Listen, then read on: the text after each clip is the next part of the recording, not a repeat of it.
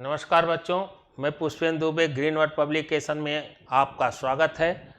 आज हमारा है सब्जेक्टिव क्वेश्चन से संबंधित 2024 के पूछे गए प्रश्नों के हल। और 2024 में जितने भी प्रश्न पूछे गए हैं वे सारे प्रश्न आपको राजीव क्वेश्चन बैंक में मिलेंगे। उसे विधिवत आप देखिएगा। आज हम एक सरसरी निगाह से इन बिंदुओं पर चर्चा करते हैं, लेकिन क्लास शुरू होने के पहले अपने चैनल को लाइक, सब्सक्राइब, शेयर करना ना भूलें। तो शुरू करते हैं अपने पहले प्रश्न के साथ। तो पहला प्रश्न यहाँ देखिए क्या लिखा गया है। बेल्जियम की शासन व्यवस्था का वर्णन कीजिए। यह पहला क्वेश्चन है और आपके टॉपिक में है भी, कक्षा 10 में हम पढ़ा भी चुके हैं कि बेल्जियम और श्रीलंका के भी दोनों में देखा जाए तो जाति और सांस्कृतिक रूप से काफी समानता होते हुए भी बेल्जियम ने अपने जनमानस को एकीकरण करने के लिए, अपने जन भावनाओं को एक आत्मसात करते हुए बेल्जियम में एक ऐसी शासन व्यवस्था को स्थापित करने में सफल हुआ जिसका अनुकरण विश्व के तमाम देशों के लिए करना पड़ा। विश्व के समक्ष एक नई दिशा दिया कि लोग जो जातीय रूप में विभाजित हैं बेल्जियम में, वहां आपको पढ़ाया गया है। वहां आप देखेंगे कि डच और फ्रांसीसी भाषा भी अलग अलग थी इनका विभाजन में, लेकिन बेल्जियम की शासन व्यवस्था ने एक ऐसी नीति स्थापित की जिसमें बेल्जियम के लोग के अंदर यह भावना न कुंठित कर जाए कि हम एक ऐसे देश में रह रहे हैं जहां दोहरी नीतियां चल रही हैं, जहां हमें द्वितीय दर्जे का समझा जा रहा है, बल्कि एक ऐसी नीति बनाई जिसमें बेल्जियम के लोगों को यह आभास हुआ कि यह राष्ट्र हमारा है, और जिसका परिणाम हुआ कि वहां सांस्कृतिक और जातीय विभाजन होने के बावजूद भी एकीकरण का स्वरूप दिखाई पड़ता है। वहीं श्रीलंका के संदर्भ में बताया गया था, दोनों टॉपिक एक साथ हैं, कि श्रीलंका में जातीय संघर्ष का सांस्कृतिक रूप से जो दिखाई देता है सिंहल और तमिल के बीच, जैसे यहाँ फ्रांस और डच के बीच में था, वैसे वहां सिंहल और तमिलों के बीच में वहां कि शासन व्यवस्था की नीतियां सिंहलों के प्रति ज्यादा सामंजस्यपूर्ण, सौहार्दपूर्ण दिखाई देती है। वहीं पर अगर हम कहें तमिलों के प्रति, तो तमिलों की प्रति उनकी नीतियां द्वितीय दर्जे की थी, और जिसका परिणाम यह हुआ कि तमिल अपने स्वायत्त की मांग करने लगे, अलग राज्य की मांग करने लगे। अब परिणाम हुआ वहां जातीय संघर्षों का एक लंबा दौर दिखाई देता है, जबकि बेल्जियम 1970-1993 के अंतर्गत, 1970 से अगर कहा जाए 1993 के बीच में मात्र अपने संविधान के अंतर्गत 4 संशोधन किए। कितने संशोधन किए? और 4 संशोधन। और यह 4 संशोधनों का परिणाम यह हुआ कि बेल्जियम में एकीकरण की दिशा में पूरे विश्व के समक्ष एक कहा जाए कि पूरे विश्व के समक्ष एक नमूना पेश कर दिया। तो यह प्रश्न आपको वहां पूरी तरह से बताया गया है। तो इस विषय में देखिए बेल्जियम की शासन व्यवस्था का वर्णन करना है। अगला प्रश्न आपका क्या है? संघवाद से आप क्या समझते हैं? अगला प्रश्न हमारा क्या है कि संघवाद से क्या तात्पर्य है? यह भी क्वेश्चन साथ में समझिएगा। संघीय शासन के किन्हीं 4 विशेषताओं की विवेचना कीजिए, और कुछ यहां तक भी आ जाता है केंद्र और राज्य के संबंधों में आए परिवर्तनों का वर्णन कीजिए। भारतीय संघ में केंद्र राज्य संबंधों का वर्णन कीजिए। तो पहले हम 2 क्वेश्चनों पर थोड़ी सी चर्चा करते हैं।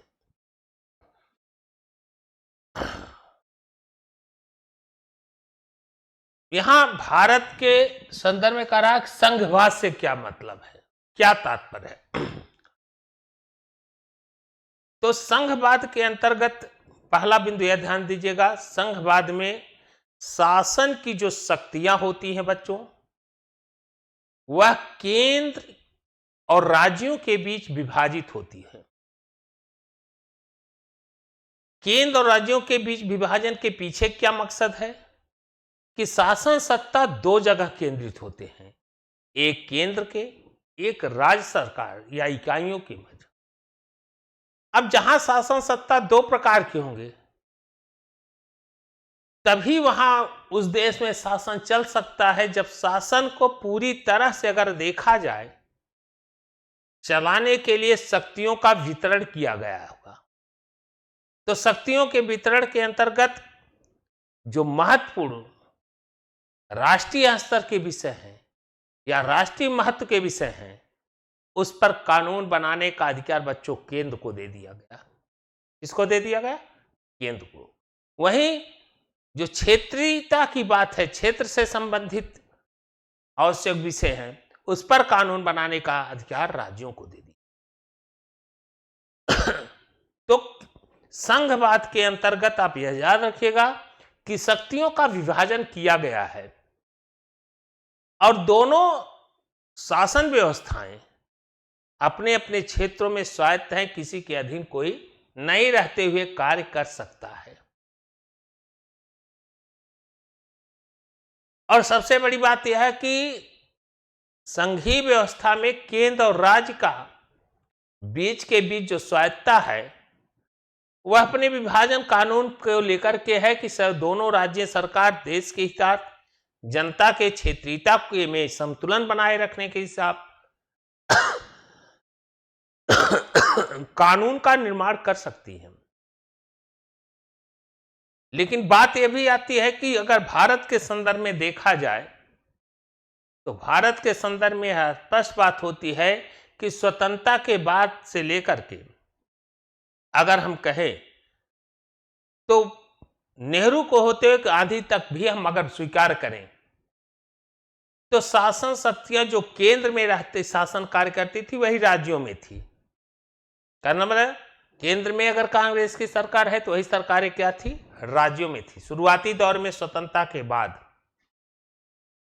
लेकिन 1990 के दशक के बाद अगर हम बात करें तो 1990 के बाद राजनीति में एक आमूलचूल परिवर्तन होता हुआ दिखाई देता है। केंद्र में जो सरकार है वह जरूरी नहीं राज्यों में हो, कहने का मतलब क्षेत्रीय दलों का उभार हुआ और क्षेत्रीय दलों के उभार होने से प्रत्येक प्रांतों में अलग अलग सरकार बनने लगी। अब यहां केंद्र और राज्य के बीच का जो समन्वय था वह टूटता दिखाई दे रहा है। केंद्र में अलग सरकारें, राज्य में अलग सरकारें 1990 के बाद की दशक में, जिसका परिणाम हुआ कि केंद्र सरकार के द्वारा राज्यों पर जाति होते हुए दिखाई दे रहा है। अर्थात 356 का प्रयोग कर देते हैं, आर्टिकल 356 का प्रयोग के द्वारा उस पर नियंत्रण करते शासन में राष्ट्रपति शासन लगाकर भंग कर दिया जाता था। तो संघवाद के अंतर्गत जब दोनों में केंद्र और राज्य में शासन सत्ता एक रूपता की होगी, जो केंद्र में है वही राज्यों में, तब तो सामंजस्यपूर्ण लगता है। लेकिन जैसे ही शासन सत्ता में आप कहेंगे बदलाव होता है, अलग रूप दिखाई देता है, शासन सत्ता एक अलग पार्टी, केंद्र की अलग पार्टी, राज्य में अलग क्षेत्रीय पार्टियों उभरी, तब से केंद्र और राज्यों के बीच एक मनमुटाव दिखाई देता है। और केंद्र 356 का आप कहिए तो ज्यादातर दुरुपयोग किया, लेकिन माननीय उच्चतम न्यायालय द्वारा इस पर अंकुश लगाने के लिए अनेक नियम दिए, जहां पर यह निर्धारित किया गया कि केंद्र मनमाने तरीके से राज्यों को बर्खास्त नहीं कर सकती। अब संघ ई शासन की 4 विशेषताएं क्या हैं? संघीय शासन के अंतर्गत आप याद रखिएगा बच्चों, ये क्वेश्चन दोनों एक जैसे हैं। संघीय शासन उन्हीं शासनों को कहा जाता है जहां पर संविधान की सर्वोच्चता हो। क्या हो? संविधान अपने आप में क्या हो? सर्वोच्च हो। सर्वोच्चता के साथ साथ यहां यह भी इसका विशेषता है कि शक्तियों का विभाजन हो। संविधान सर्वोच्च होगा और इस सर्वोच्चता के द्वारा, संविधान के द्वारा ही शक्तियों का क्या किया गया है, विभाजन। और विभाजन के साथ साथ एक कॉन्सेप्ट और भी आता है कि स्वतंत्र न्यायपालिका हो, क्योंकि जहां विभाजन है, केंद्र और राज्यों के बीच में जो विभाजन देख रहा है, यहां कहा रहा है कि एक स्वतंत्र न्यायपालिका हो। जब विभाजन हुआ तो विवाद उत्पन्न होने की संभावनाएं बन जाती है, और इस विवाद का निपटारा हमारी कौन करेगी, स्वतंत्र न्यायपालिका के द्वारा। दूसरी, दोहरी नागरिकता की बात भी कर देता है संघवाद,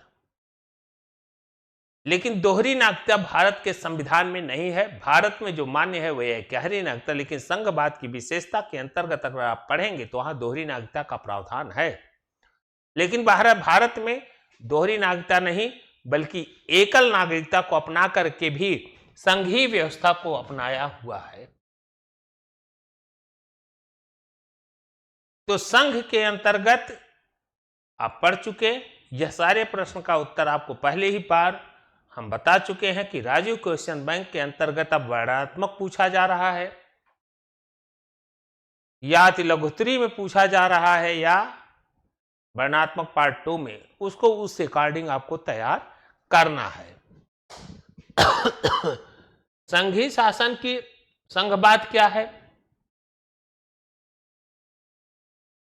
अब भारतीय संघीय शासन की किन्हीं 4 विशेषताओं का विवेचना कीजिए, ये भी बता दिया गया। और भारत का संघीय शासन जो अपनाया गया है उसी के आधार पर भारत को राज्यों का संघ कहा गया है, और यह संघ का जो शब्द आया है फेडरेशन से ना होकर के बल्कि यूनियन कनाडा के संविधान से रिलेटिव हो रहा है।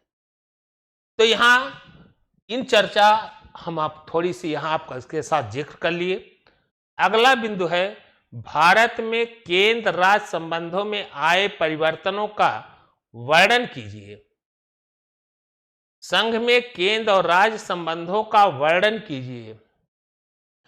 यहां आप देखें कि हमने क्या कहा, संघीय शासन की विशेषताएं अभी बताए। अब केंद्र और राज्य के संबंध में परिवर्तन क्या हुआ? परिवर्तन अभी हम चर्चा किए थे कि 1990 के पहले के दशक में देखा जाए तो केंद्र और राज्य में कोई दुराव नहीं था, मनमुटाव नहीं था। लेकिन 1990 के बाद की अगर हम चर्चा करें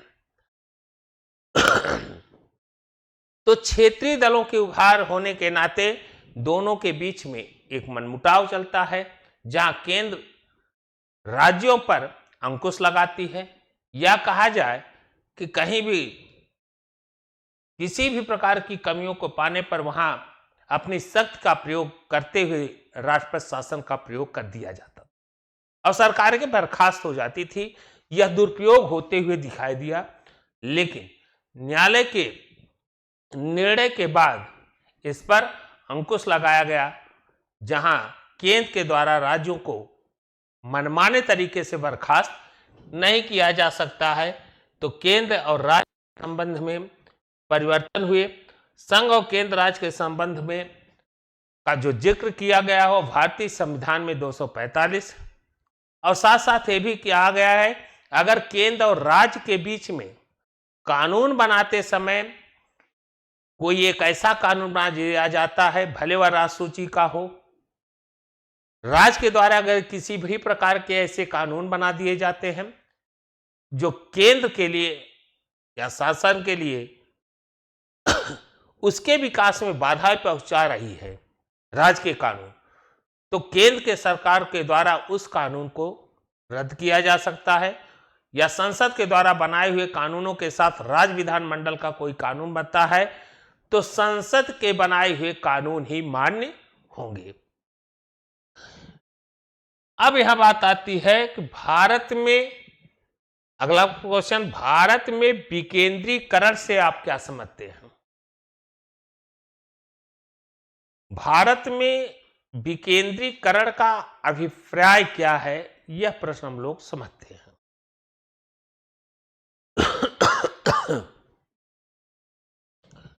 भारत में विकेंद्रीकरण का मतलब है कि शासन की सत्ता एक जगह से गौर न हो करके, बल्कि शासन की शक्तियां का आम जनता का भी जुड़ाव हो, उसका केंद्रीकरण न हो, बल्कि शासन का क्या हो, विकेंद्रीकरण किया जाए। और महात्मा गांधी का एक स्टेटमेंट यहां आपको याद रखना पड़ेगा, भारत की आत्मा गांव में निवास करती है और गांव के लोगों को भी शासन की शक्ति से जोड़ा जाए। और जब भारत के आम जनमानस के, गांव के लोगों को, दूर दराज के लोगों को शासन की शक्ति का जोड़ने का जो फार्मूला था, वह यही था कि शासन की सत्ता से आम जनमानस के, गांव के तमाम दूर दराज के लोगों को, जो शहरों से दूर बसे हैं, उन्हें भी उनकी शासन व्यवस्थाओं से लगाव लगाया जाए, उन्हें जोड़ा जाए। वो भी अगर उन्हें जोड़ा जाएगा तो उनके अंदर राष्ट्रीयता, देश प्रेम का भाव अपने आप जागरूक होगा और शासन की नीतियों से अगर प्रभावित होंगे तो शासन की नीतियों को समझने का भी प्रयास करेंगे। और इसी की दृष्टिकोण के शासन की नीतियां आम जनमानस तक पहुंचे, आम लोगों तक पहुंचे वह बिंदु। इसीलिए यहां पर आपका प्रश्न करा भारत में विकेंद्रीकरण, और यह संविधान बनते हुए ही यह मंशा थी, यह राज्य का कर्तव्य है कि भारत का जनमानस, गांव का, शहरी का प्रत्येक व्यक्ति शासन की नीतियों से जुड़े। इसलिए संविधान के बनते समय ही नीति निर्देशक के पार्ट में अनुच्छेद 40 का जिक्र किया गया और अनुच्छेद 40 के अंतर्गत ग्राम पंचायतों के गठन की बात कही गई। अगर उस समय तो नहीं लागू हो गया पाया, संविधान बनते समय देश के सामने बहुत सारी जटिल समस्याएं थी जिसका सलूशन तत्कालिक था, लेकिन यह आशा की गई कि राज्य का कर्तव्य है कि वह ग्राम पंचायतों का गठन करे, शासन का विकेंद्रीकरण की तरफ करने का प्रयास करे। और इस विकेंद्रीकरण को करने के लिए इस 40 के आर्टिकल को आत्मसात करने के लिए, देश की शासन व्यवस्था पर जान लाने के लिए प्रत्येक सरकारों के द्वारा, अगर आप कहें चाहे वह कांग्रेस की पार्टी रही हो, तो कांग्रेस की पार्टी में पंडित जवाहरलाल नेहरू से लेकर के जितनी भी पार्टियां, यह ग्राम पंचायतों पर सभी ने प्रयास किया। पंडित जवाहरलाल नेहरू 1952 में ही समुदाय विकास कार्यक्रम योजना को लाए थे, जो अमेरिका से प्रभावित था। इस समुदाय विकास कार्यक्रम योजना के तहत ही विकेंद्रीकरण की तरफ बढ़ना चाहते थे और इसका उद्देश्य भी था। और इस पर रिपोर्ट देने के लिए बलवंत राय समिति भी आई थी और पहली बार पंचायत को लागू करने का प्रयास भी किया गया 2 अक्टूबर 1959 को राजस्थान के नागौर में, लेकिन पूरी तरह से सफल नहीं हो सका। इस तरह से प्रत्येक सरकारें आई। इंदिरा गांधी के समय भी पंचायत को लागू करने का प्रयास किया गया। जनता दल के द्वारा 2 स्तरीय पंचायत लागू किया गया था, जबकि कांग्रेस के सरकार ने त्रिस्तरीय पंचायत को सुझाव को माना था और उसी को लॉन्च किया था। राजीव गांधी में भी यह प्रयास किया गया कि केंद्रीकरण किया जाए, लेकिन यह किन्हीं कारणों से लागू नहीं हो सका। 64वां संविधान संशोधन भी आया, लेकिन पारित नहीं हो सका। किंतु 73वें और 74वें संविधान संशोधन के द्वारा, कौन से 73वें और 74वें संविधान संशोधन के द्वारा देश में पंचायती राज व्यवस्था को लागू किया गया। कौन सा संशोधन? 73वें और 74वें संविधान संशोधन द्वारा देश में पंचायती राज व्यवस्था को लागू किया गया और पीवी नरसिम्हा राव के शासनकाल में, और जिसमें बलवंत राय मेहता समिति की रिपोर्ट को मानते हुए त्रिस्तरीय पंचायत का सुझाव दिया गया, जिसके सबसे निचले स्तर पर ग्राम पंचायतों की बात कही, उसके ऊपर क्षेत्र पंचायत, फिर जिला स्तर पंचायत की बात कही गई। तो आज भारत में ये विकेंद्रीकरण से आम आदमी को कितना लाभ पड़ रहा है, यह पूरी तरह से दिखाई दे रहा है। सरकार की प्रत्येक योजनाओं को भारत के अंतिम व्यक्ति, भारत के प्रत्येक व्यक्ति को, जरूरतमंद लोगों तक इसी विकेंद्रीकरण के माध्यम से उनको सारी योजनाएं पहुंच रही है। और इस विकेंद्रीकरण ने, अगर कहा जाए कि शासन सत्ता में आम नागरिक को इस ढंग से भागीदारी बनाया कि पूरा देश जागरूकता की जो लहर दिखाई दे रही है, इसमें पंचायती राज का एक अहम योगदान है। और सरकार की प्रत्येक स्कीमों को भारत का प्रत्येक नागरिक समझना चाहता है, जानना चाहता है और अपने अधिकारों के प्रति पूरी तरह से अलर्ट होते हुए कर्तव्य का भी निर्वहन करने के लिए लाभान्वित है। संस्कार शासन सत्ता और सरकार की नीतियों का भरपूर स्वागत करती है, उनकी योजनाओं का समर्थन करती है। जन कल्याणकारी योजनाओं को जहां प्राप्त करने में, वहां सरकार के साथ कंधे से कंधा मिलाकर अपना अमूल्य योगदान देने में, अपनी निष्ठा प्रदर्शित करने में भी नहीं चूकती। तो विकेंद्रीकरण लोकतंत्र के अंतर्गत जनता का शासन में सहभागी जनतंत्र के अंतर्गत प्रत्येक व्यक्ति का सहभागी बनाना ही भारत में विकेंद्रीकरण की दिशा में एक महत्वपूर्ण कदम, जो ग्राम पंचायत के रूप में जानी जाती है। चलिए आगे बढ़ते हैं। भारत एक पंथ निरपेक्ष देश है। किन्हीं 3 प्रावधानों के आधार पर स्पष्ट कीजिए। भारत की सबसे बड़ी विशेषता यह दिखाई देती है कि भारत का जो सबसे प्रमुख मिसाल प्रस्तुत किया है विश्व के समक्ष, वह यह है अनेकता में एकता को स्थापित करना। यह एक अपने में विशेष गुणवत्ता को लेकर के चल रहा है कि भारत में अनेक जातियां, अनेक भाषाएं, अनेक लोग, अनेक पर्व, अनेक देवताओं, अनेक लोगों का मिश्रण भरा हुआ यह समाज, लेकिन एकता के धागे में पिरो रहा है। और इसके आधार पर अगर हम विचार करें तो एक बड़ा ही स्पष्ट बात आता है कि भारत में अनेक जातियों, अनेक धर्मों, अनेक लोगों के बीच में यह भारत का जो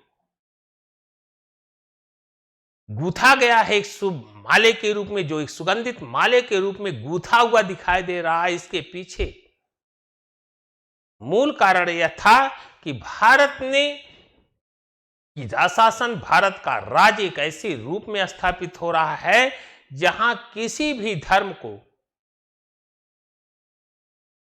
चाहे कोई भी धर्म हो, राज उसे अपना धर्म नहीं माना। राज किसी भी धर्म को अपने साथ नहीं किया।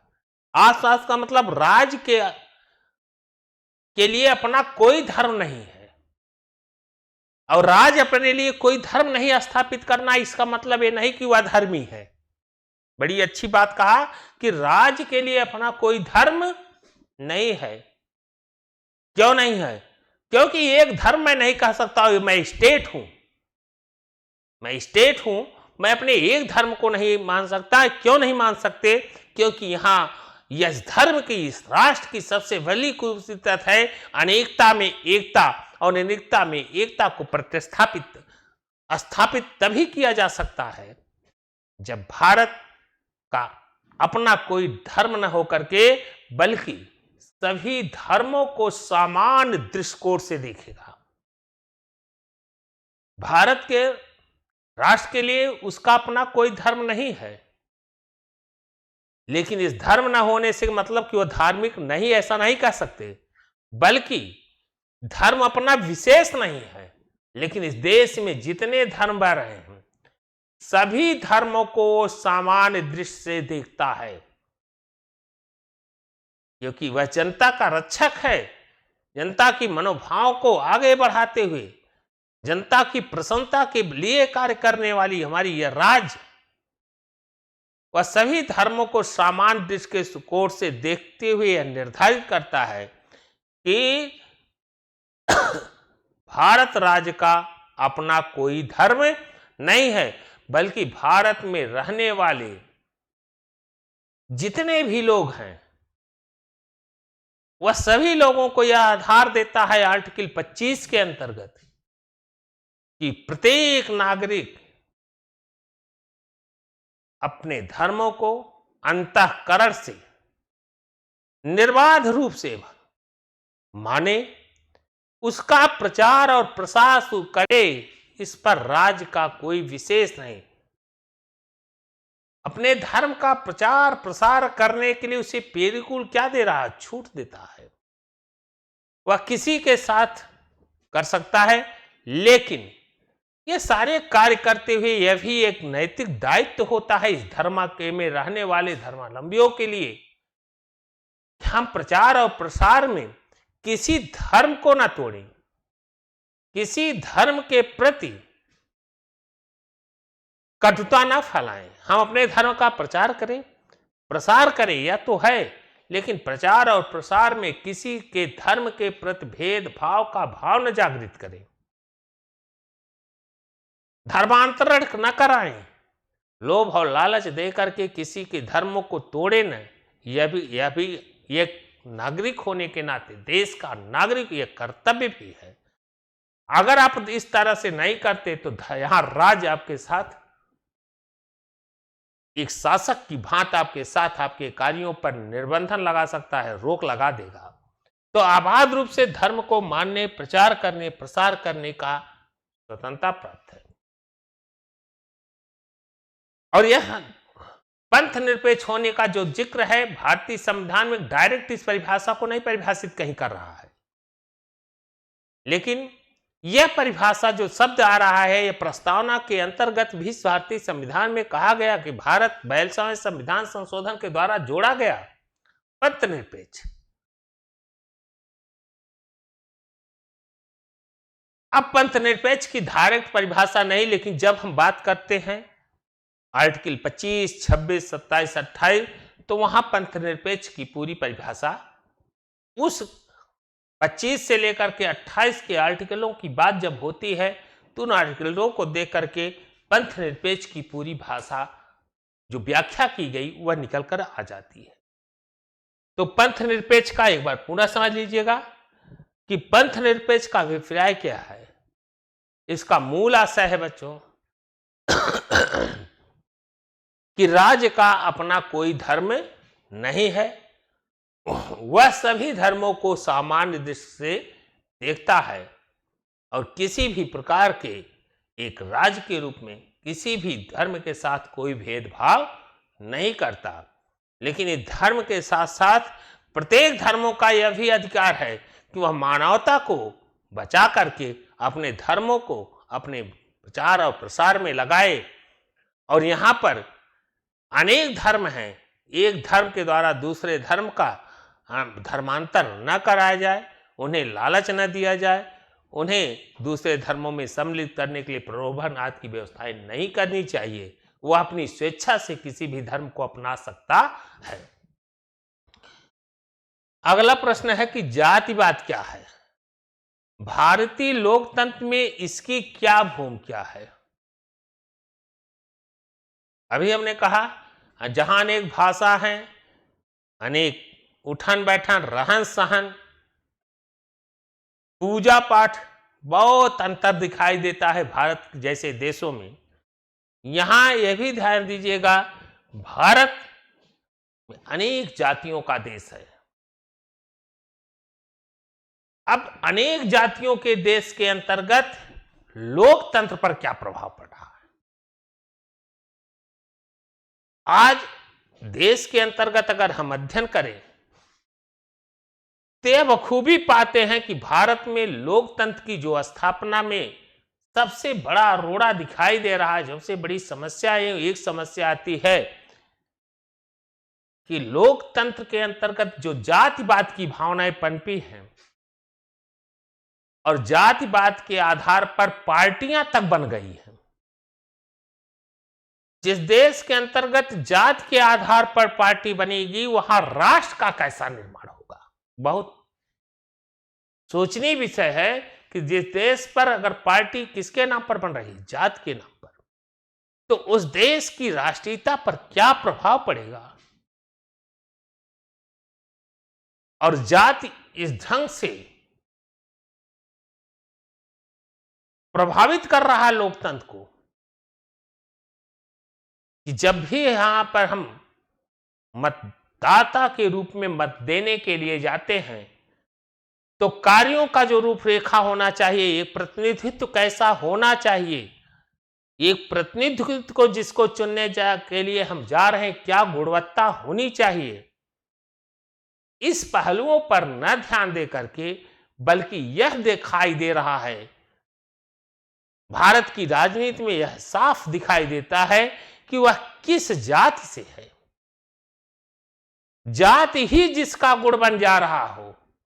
जाति गुण नहीं है, गुण मानव का एक ऐसा चरित्र है जो कई व्यवस्थाओं से कहा जाए एक ऐसी विशेष व्यवस्था है जो उसके द्वारा सृजित किया गया है। अच्छाई ग्रहण करना यह भी अपने आप में एक बड़ी चुनौती है।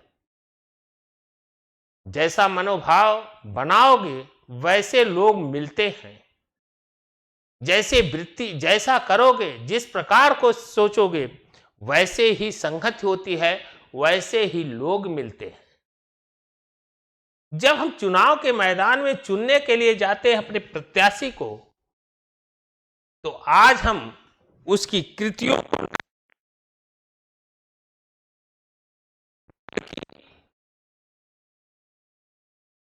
अगर हम यह कहें कि हम जात को देख करके चुनाव करते हैं, क्या देखकर करते हैं? जात को देखकर। और जात को देख करके चुनाव करने में पूरी तरह से अगर हम कहें तो लोकतंत्र को कहीं न कहीं प्रभावित कर रहा है। एक शासन लोकतंत्र में एक प्रतिनिधि के लिए क्या आवश्यक है, कैसा प्रतिनिधि होना चाहिए, उसके अंदर क्या गुणवत्ता होनी चाहिए और किस प्रकार से कार्य करें। अगर हम इस आधार पर इनका चुनाव नहीं करते तो निश्चित है कि राजनीतिक जातिवाद लोकतंत्र के लिए एक अभिशाप सिद्ध हो रहा है। लोकतंत्र जातिवाद लोकतंत्र के लिए क्या बन जाएगा? जहां न क्षेत्रीय विकास की बात होगी, न राष्ट्रीय विकास बात की होगी, केवल एक संकुचित अपनी जात की बात होगी। और जाति के नाम पर जब हम चुनेंगे प्रत्याशियों को, तो जहां अपनी जाति को देखेंगे अब वह है नेता कैसा, किस बीच में कार्य करेगा, कैसा कार्य कर रहा है, निश्चित तौर से वह देश के लिए या समाज के लिए हितकारी नहीं होगा। तो अगला प्रश्न है कि लैंगिक असमानता से आप क्या समझते हैं? अगला प्रश्न हमारा क्या है कि लैंगिक असमानता में से आप क्या समझते हैं? भारतीय राजनीतिक व्यवस्था में महिलाओं के प्रतिनिधित्व पर प्रकाश डालिए। लैंगिक असमानता की बात नारीवादी आंदोलनों के द्वारा शुरू होता है। ध्यान दीजिएगा, लैंगिक असमानता की बात अगर कही जाए तो लैंगिक असमानता जो दिखाई देता है वह हमें मिलता है, यह शुरुआत होता है बच्चों नारीवादी आंदोलनों के द्वारा। और नारीवादी आंदोलन में यह स्वीकार किया, नारीवादी आंदोलनों के दौर ने यह बात को माना कि यह समाज पितृसत्तात्मक है। यह समाज कैसा है? पितृसत्तात्मक समाज है। और पितृसत्तात्मक समाज में नारी के मूल्यों का, नारी के कार्यों का वह जो नारी के द्वारा किया जा रहा वह मूल्य नहीं मिलता जो पुरुषों को मिलता है। नारीवादियों ने कहा कि समाज का अगर देखा जाए तो समाज में सबसे ज्यादा अगर गिरी दशा किसी की है तो वह महिलाओं का है। महिलाएं अपने द्वारा किए हुए कार्यों का, यहां तक कहा जाए तो अपने किए हुए कार्यों का वेतन, अपने किए हुए कार्यों को भावनात्मक से जोड़ा जाता, उनके कार्यों को, उनके किए हुए कार्यों का कोई मूल्य ही नहीं होता। जबकि पुरुष प्रधान देश होने के नाते समाज में जब तक महिलाओं को पुरुषों के समकक्ष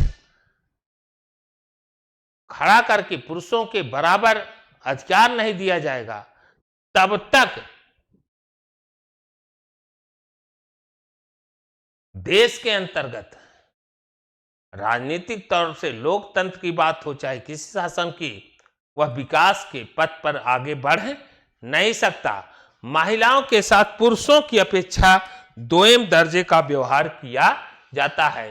वह कह रहे हैं कि महिलाओं का अगर हम कहें तो महिलाओं का पुरुषों के साथ किस प्रकार से व्यवहार किया जा रहा है, इनका दोयम दर्जों के साथ व्यवहार किया जा रहा है।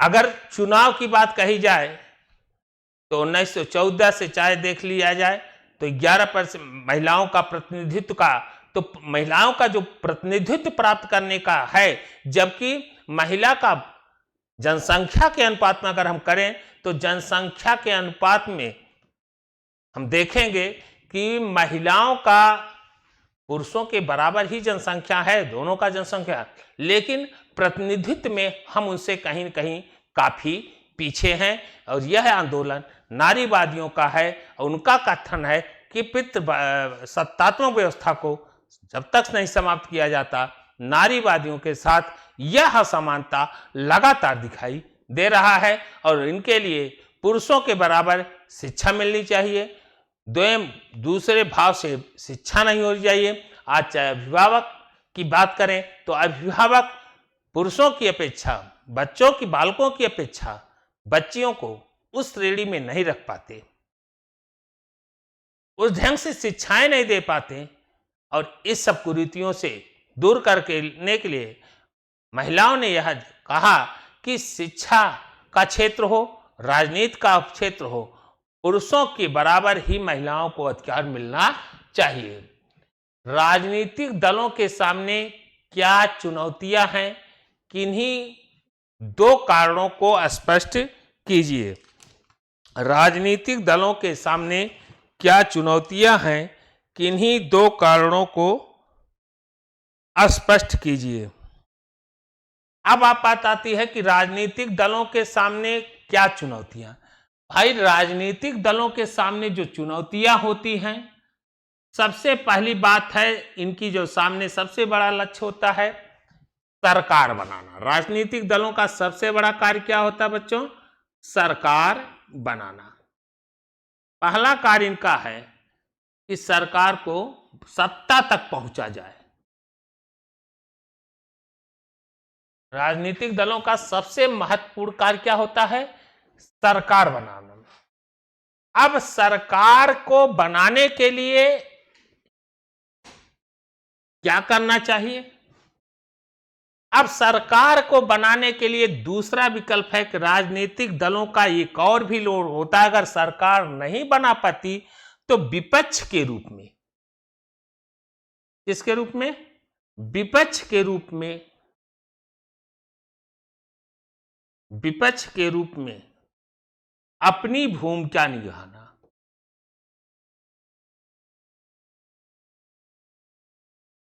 अपनी भूमिका निभाना, सरकार बनाना, साथ ही साथ इनका महत्वपूर्ण दूसरा कार्य क्या है कि विपक्ष के रूप में भी इनके लिए एक भूमिका निभाई जाती। विपक्ष में रह करके जनता को, राजनीतिक दलों का दूसरा कार्य क्या है? जनता को जागरूक करना, जनता को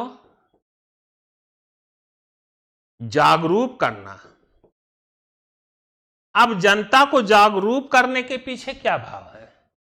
यह है कि विपक्ष सरकार की नीतियों को, जो सरकार की नीति, उन नीतियों को जो जनता के खिलाफ रहता है, जनता के बीच में लाना चाहती सरकार, उन नीतियों को जनता के सामने सरकार के विरोध में प्रस्तुत किया जाता है। तो जनता सरकार के द्वारा बनाई जाने वाली नीतियों का, जो भी नीतियां सरकार ला रही है, उन नीतियों पर पूरी तरह से जागरूक करना राजनीतिक दलों का एक महत्वपूर्ण कार्य माना जाता है। क्या कार्य है? जनता को जागरूक करना। साथ ही साथ राजनीतिक दल किसी भी लोकतांत्रिक देश के लिए, अगर कहा जाए राजनीतिक दल किसी भी लोकतांत्रिक देश के अंतर्गत, तब तक लोकतंत्र स्थापित नहीं हो सकता जब तक राजनीतिक दल न हो। राजनीतिक दल के बिना लोकतंत्र की कल्पना नहीं की जा सकती। राजनीतिक दल के बिना लोकतंत्र की हम कल्पना नहीं कर सकते। तो यहां पर आप देखें कि सरकार बनाना, विपक्ष के रूप में अपनी भूमिका निभाना और एक जनता के प्रतिनिधि बनकर शासन की नीतियों को लोक कल्याणकारी कार्य के लिए अग्रसर करना, और लोक कल्याणकारी कार्य को करने के लिए शासन में आम जनता के बीच में उनकी क्या आवश्यकताएं हैं, इन सब पहलुओं पर ध्यान देना, और एक लोकतंत्र के लिए राजनीतिक दल का होना महत्वपूर्ण है। बिना राजनीतिक दल के लोकतंत्र की स्थापना हो ही नहीं सकती। बिना राजनीतिक दल के हम लोकतंत्र की स्थापना नहीं कर सकते। अगला आपका है कि राजनीतिक दलों के किन्हीं 4 महत्वपूर्ण कार्यों का एक ही प्रश्न के संदर्भ में वर्णन कर रहा है, का उल्लेख कीजिए। लोकतंत्र किस तरह, दूसरा देखेंगे, लोकतंत्र किस तरह उत्तरदायी, जिम्मेवार और वैध सरकार का गठन करती है। इस पर पढ़ाते हैं, लोकतंत्र किस तरह जिम्मेवार और वैध सरकार का गठन करती है। तो लोकतंत्र की स्थापना पर ही अमेरिका के एक राष्ट्रपति थे जिनका नाम था अब्राहम लिंकन। क्या नाम था? Abraham Lincoln. अब्राहम लिंकन ने स्पष्ट शब्दों में एक स्टेटमेंट अपना दिया था। अब्राहम लिंकन ने अब्राहम लिंकन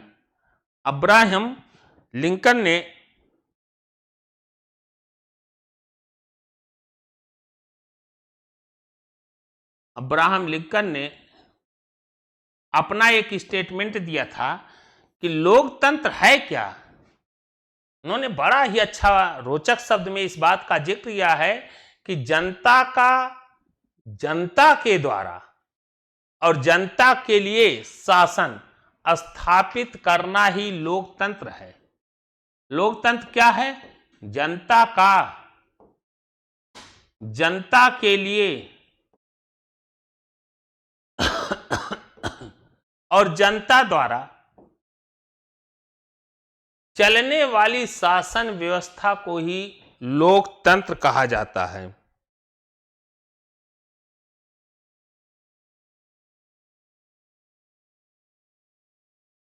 जनता के लिए जनता द्वारा चलने वाली शासन व्यवस्था को ही क्या कहा जाता है? लोकतंत्र कहा जाता है। अब लोकतांत्रिक शासन में सबसे बड़ी जरूरत है कि लोकतांत्रिक व्यवस्था अन्य शासन व्यवस्थाओं से इसलिए बेहतर है कि लोकतांत्रिक व्यवस्था वैध शासन होती है।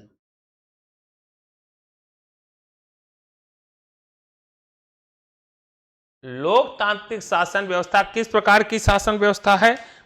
वैध शासन व्यवस्था के अंतर्गत आती है। शासन की सत्ता पर विधि के द्वारा ही हम पहुंच सकते हैं। उसकी एक कानूनी प्रोसीजर है, कानूनी व्यवस्थाएं हैं, उसी के माध्यम से हम जनता के बीच में पहुंच सकते हैं।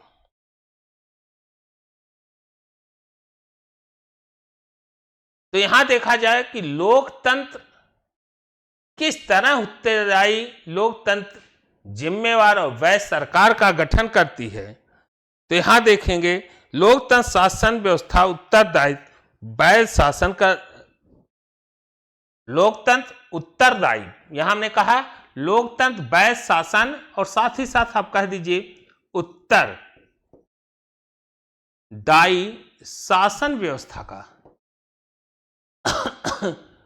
वैध शासन एवं उत्तरदायी शासन व्यवस्था का गठन करती है, जिसके अंतर्गत आप कहेंगे सूचना का अधिकार। यह लोकतंत्र के अंतर्गत ही है प्राप्त। कौन सा अधिकार? सूचना का अधिकार। सूचना का अधिकार, स्वतंत्र व निष्पक्ष चुनाव। जिम्मेदार कौन है? क्यों यह है? स्वतंत्र और निष्पक्ष चुनाव।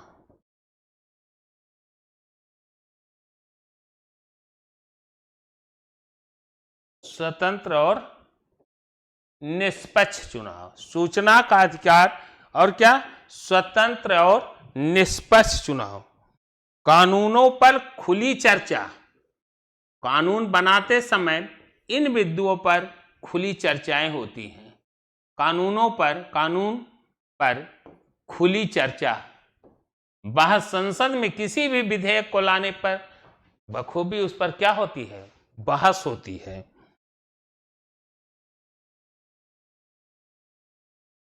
तो यहां पर हमने देखा कि लोकतंत्र किस तरह उत्तरदायी, जिम्मेदार और वैध सरकार है। यही कारण है जो एक लोकतंत्र को जिम्मेदार, कौन सा कारण है? कानूनों पर खुली चर्चा, स्वतंत्र व निष्पक्ष चुनाव, सूचना का अधिकार, उत्तरदायी, जिम्मेदार और वैध सरकार का गठन करती है। अगला है लोकतांत्रिक शासन व्यवस्था अन्य शासन व्यवस्थाओं से बेहतर है। कारणों को स्पष्ट कीजिए। लोकतांत्रिक शासन व्यवस्था अन्य शासन व्यवस्थाओं से बेहतर है, कारणों को स्पष्ट कीजिए। लोकतांत्रिक शासन व्यवस्था को अगर कहा जाए आज की संदर्भ में तो सबसे बेस्ट शासन व्यवस्था के रूप में जानते हैं। और लोकतांत्रिक शासन व्यवस्था अन्य शासन व्यवस्था से क्यों बेहतर है, इसे आप बताएं। यह अन्य शासन व्यवस्थाओं में क्या नहीं था? कौन सा ऐसा बिंदु आ गया कि जो लोकतंत्र अन्य शासन व्यवस्थाओं से बेहतरीन काम कर रहा है? तो इसमें है नागरिकों में समानता को बढ़ावा देता है। यह अन्य शासन व्यवस्थाओं से इसलिए अच्छा है कि नागरिकों में समानता को बढ़ावा देता है। नागरिकों में समानता को बढ़ावा देता है, जो किसी भी लोकतंत्र के अंतर्गत नहीं मिलेगा आपको। किसी भी शासन व्यवस्था के अंतर्गत, लोकतंत्र के अलावा किसी भी शासन व्यवस्था में ये चीजें नहीं मिलेंगी जो नागरिकों में समानता को बढ़ा रहा हो। इसीलिए लोकतंत्र को अन्य शासन व्यवस्थाओं से बेहतर मानते हैं। यही नहीं, नागरिकों में समानता ही नहीं, व्यक्ति की गरिमा को बढ़ाता है। व्यक्ति की गरिमा को व्यक्ति की गरिमा को बढ़ाता है। दूसरा बिंदु क्या है? जहां नागरिकों में समानता के भाव को बढ़ाता है, वहीं व्यक्ति की गरिमा को, इसमें निर्णयों में उत्कृष्टता होती है। इसमें जो निर्णय लिए जाते हैं, निर्णयों में क्या होती है? इसमें निर्णयों में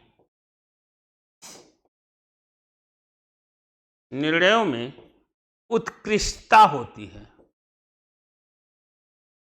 इसमें निर्णयों में क्या होती है? उत्कृष्टता का भाव। निर्णय क्यों उत्कृष्ट माने जाते हैं? कि संसद में एक बहस के माध्यम से, संसद पार्लियामेंट के अंदर बहस होती, बहस के बाद ही किसी निर्णय पर पहुंचा जाता है जहां पर कानून बनाए जाते हैं। टकराहटों को टालने और संभालने का भी क्षमता है। इसमें टकराहट को संभालने या संभालने की भी क्षमता होती है।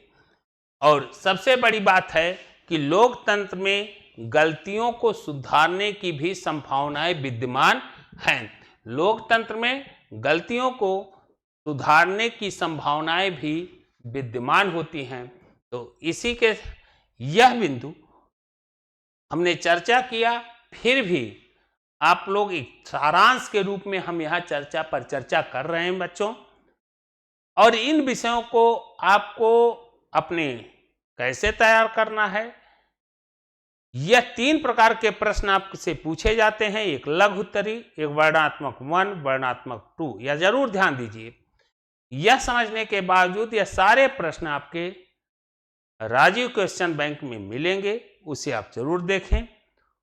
और इनके समझने के साथ साथ वहाँ डिटेल में आपको पूरे प्रश्न किस रूप में लिखे जाएंगे, वहाँ उस पर जिक्र रहता है, जहाँ आपको लिखने में काफ़ी मदद करेगा। तो चलिए अगले प्रश्नों की तरफ बढ़ते हैं। तो इसी के साथ आज का क्लास यहीं पर समाप्त करते हैं। जय